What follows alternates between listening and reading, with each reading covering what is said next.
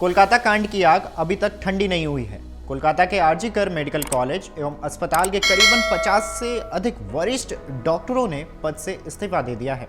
इन डॉक्टरों ने यह कदम जूनियर डॉक्टरों के साथ एकजुटता जताने के लिए उठाया है।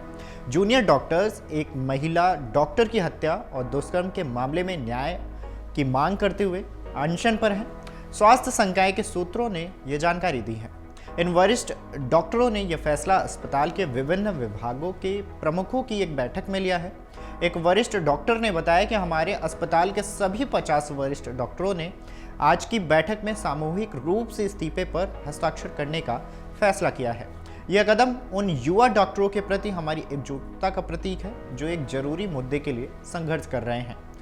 उन्होंने बताया कि एनआरएस मेडिकल कॉलेज और अस्पताल के वरिष्ठ डॉक्टर भी आरजी कर अस्पताल के अपने सहयोगियों के नक्शे कदम पर चलने पर विचार कर रहे हैं। जूनियर डॉक्टरों ने महिला डॉक्टर के मामले में न्याय की मांग के साथ साथ स्वास्थ्य प्रणाली पर भ्रष्टाचार के खिलाफ भी आवाज उठाई है। इन वरिष्ठ डॉक्टरों की ओर से जारी एक बयान में कहा गया है कि जूनियर डॉक्टर अपनी मांगों को लेकर पिछले 4 दिनों से आमरण अनशन पर है, लेकिन मुद्दे को हल करने के लिए किसी उपयुक्त पदाधिकारी की ओर से अब तक कोई प्रतिक्रिया नहीं आई है। इन डॉक्टरों ने आमरण अनशन पर बैठे लोगों की स्वास्थ्य स्थिति पर भी चिंता जताई है और कहा है कि वे परिसर में लोकतंत्र और मरीजों के प्रति अनुकूल प्रणाली के लिए संघर्ष कर रहे हैं। बयान में कहा गया है कि इस स्थिति में हम एकजुट होकर उनके साथ खड़े रहेंगे। इस बीच आरजी कर मेडिकल कॉलेज की पीड़िता के माता पिता भी मंगलवार शाम को धरने पर बैठे।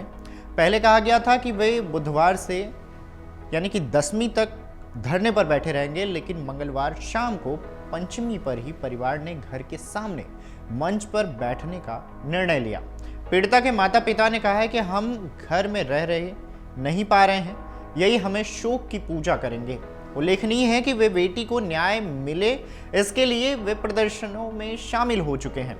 जब कोलकाता के धर्मतला में जूनियर डॉक्टर न्याय की मांग के लिए आमरण अनशन पर बैठे हैं, तब वृद्ध दंपति ने अपने घर के सामने धरने पर बैठने का निर्णय लिया है। उन्होंने बताया कि चाहने वाले कोई भी धरना स्थल पर आ सकते हैं, लेकिन मंच पर केवल रिश्तेदार ही रहेंगे। शाम को जब बेटी की याद में मोमबत्तियां जलाई तो बेटी को याद करते हुए माता पिता की आंखों में आंसू आ गए। उन्होंने बताया कि उनकी बेटी के प्रयास से घर में दुर्गा पूजा होती थी, अब शायद ही कभी घर फिर पूजा होगी। उन्होंने कहा कि त्योहार के इन कुछ दिनों में घर में रहकर उन्हें सांस लेना भी मुश्किल लग रहा है। बेटी की बातें, पूजा के दिन, बेटी की व्यवस्था की यादें बार बार आ रही हैं, इसलिए घर के सामने मंच बनाकर उन्होंने बेटी के न्याय के लिए धरने पर बैठने का निर्णय लिया है। यह धरना 10वीं तक जारी रहेगा। अब पश्चिम बंगाल के राज्यपाल सीवी आनंद बोस ने कहा है कि देवी दुर्गा के नाम पर मैं भरोसे के साथ कहता हूं कि डॉक्टरों को न्याय दिलाने के लिए जो भी जरूरी है वो सब किया जाएगा। बोस ने यह टिप्पणी उस समय की है जब राज्य में डॉक्टर सुरक्षा और अपने हक की मांग को लेकर प्रदर्शन कर रहे हैं। उन्होंने डॉक्टरों के साथ साथ एकजुटता जताते हुए कहा है कि उनकी समस्याओं का समाधान किया जाएगा। बोस ने कहा है डॉक्टरों के योगदान को नजरअंदाज नहीं किया जा सकता है, हमें उनकी सुरक्षा और उनके हक की रक्षा करने के लिए हर संभव प्रयास करना चाहिए। वहीं आपको यह भी बता दें कि डॉक्टरों के समूह इस्तीफे पर तृणमूल कांग्रेस के नेता कुणाल घोष ने कहा है कि सरकार बहुत जिम्मेदार और सहिष्णु है। डॉक्टर ब्लैकमेल और मरीजों को परेशान करने की राजनीति कर रहे हैं, सरकार को जो करना होगा वो करेगी।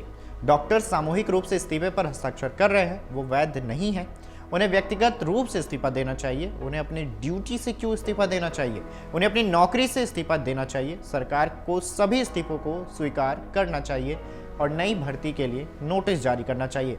दुर्गा पूजा के दौरान इस तरह की अराजकता अर्थव्यवस्था को नुकसान पहुंचाती है।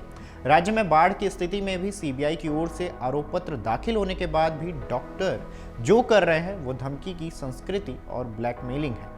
आरजीकर के अस्पताल के 54 वरिष्ठ डॉक्टरों के सामूहिक इस्तीफे के बावजूद स्वास्थ्य सेवाएं प्रभावित नहीं हुई हैं। अस्पताल में डॉक्टर मरीजों का इलाज कर रहे हैं।